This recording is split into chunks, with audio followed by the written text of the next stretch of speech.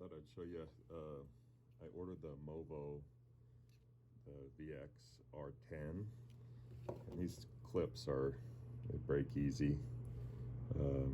So I wanted to show you the simple fix to, if your clips do break, it's just grab a rubber band, put it around here.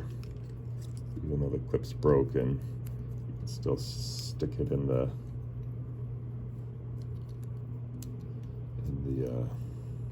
clip, wrap the rubber band around it, and then it hangs on there pretty good.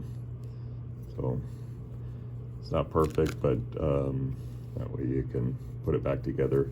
I did reach out about it on Amazon, so I reached out to Amazon, let them know my clips broke, and I did buy it a couple months ago. And they were kind enough to go ahead and replace it, but if you're in the field or something and need to replace it, that's a easy solution.